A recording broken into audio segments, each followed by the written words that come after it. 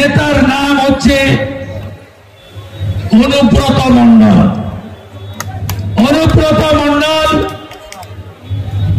তিনি তৃণমূল কংগ্রেসের দীর্ঘদিনের জেলা সভাপতি ছিলেন। তিনি এখনো জেলে থাকাকালীনও ছিলেন, বেরিয়ে এসেও স্বমহিমায় আছেন।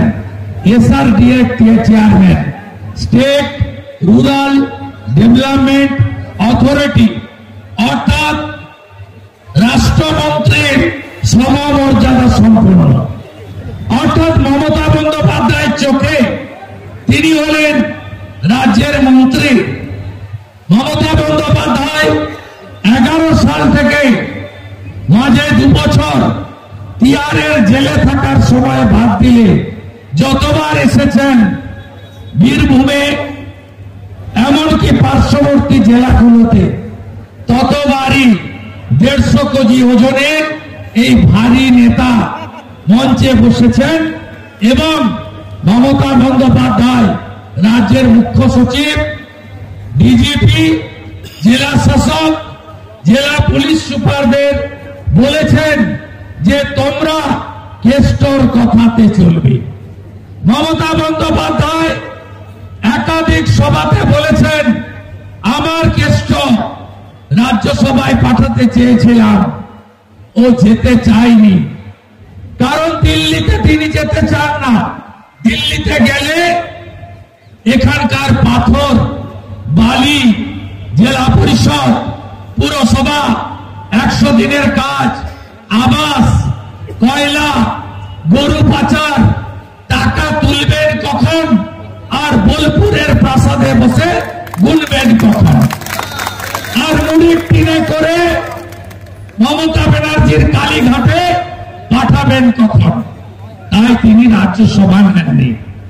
তিনি এই এলাকার অলিখিত মুখ্যমন্ত্রী ছিলেন। কখনো বলেছেন চরম চরম ঢাকের আওয়াজ বাজবে, কখনো বলেছেন বিরোধীরা আসবে, পোলিং বুথে নকুল দানা, গুড় বাতাসের ব্যবস্থা থাকবে, কখনো বলেছেন রাস্তায় উন্নয়ন দাঁড়িয়ে থাকবে।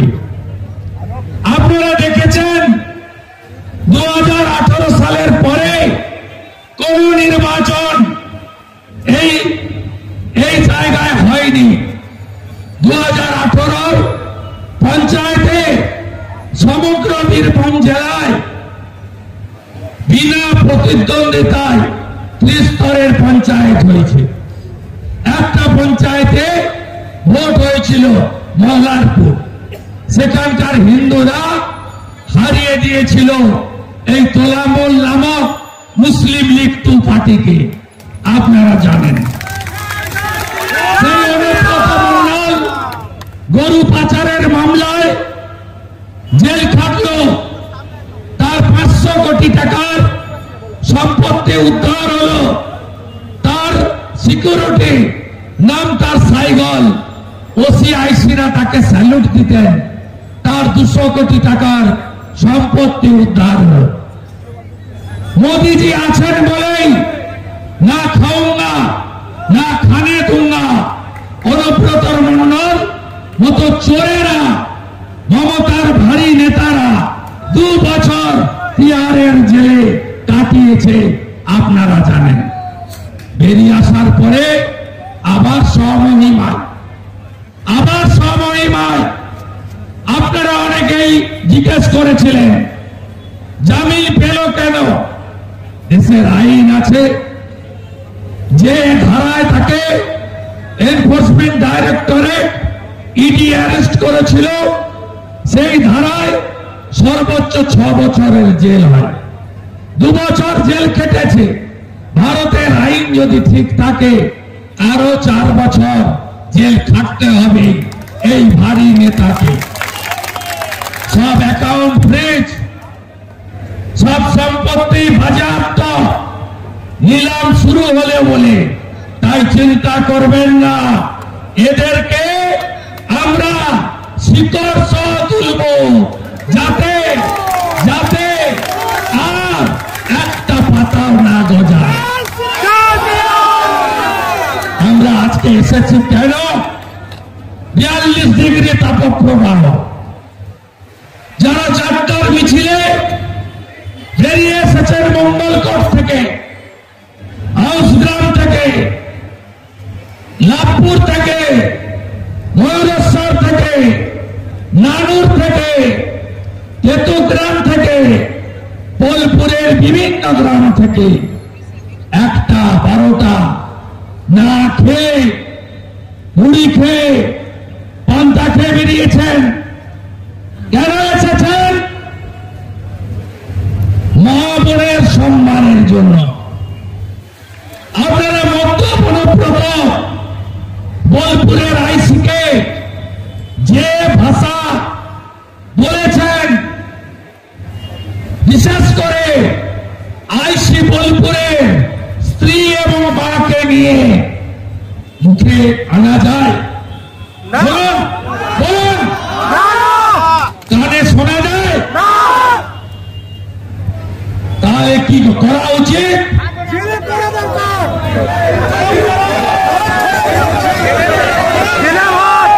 এই রাজ্যে যদি আজকে যোগী আদিত্যনাথ মুখ্যমন্ত্রী থাকতো না,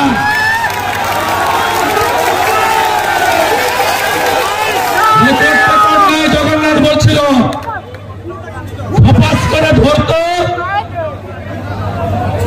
নিয়ে যেত, 14 দিন রিমান্ডে রাখত, প্রত্যেক দিন শুকনো লঙ্কা জ্বালানো হতো আর নাকে ঢোকানো হতো। যেদিন ঘটনা ঘটে আপনাদের বিরোধী দলনেতা বলেছিল অনুব্রতর কিছু হবে না। হ্যাঁ, এটা ঠিক, যার মাথায় মমতার হাত সেই খাবে জেলের ভাত। তাই অনুব্রত খেটেছে।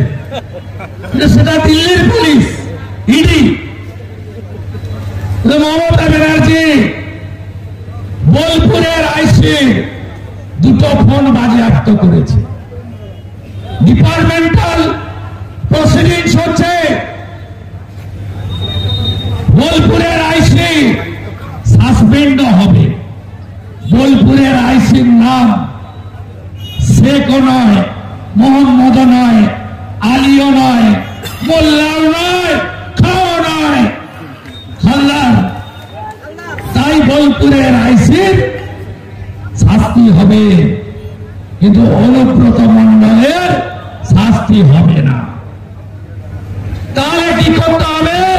26-এ পাতা উল্টাতে হবে। যেদিনকে পাতা উল্টে দেবেন তার পরের দিনই এই মামলার ওপেন হবে। মারতে মারতে তুলে নিয়ে যাবে পুলিশ। পোস্কো আইনে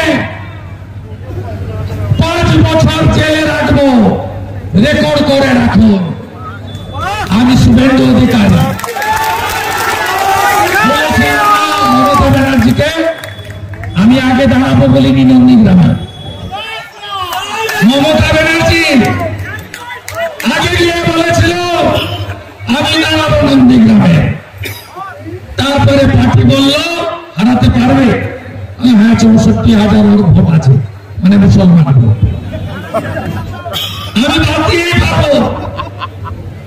আমি 65 বার হিন্দুকে এক করেছিলাম। বিশেষ করে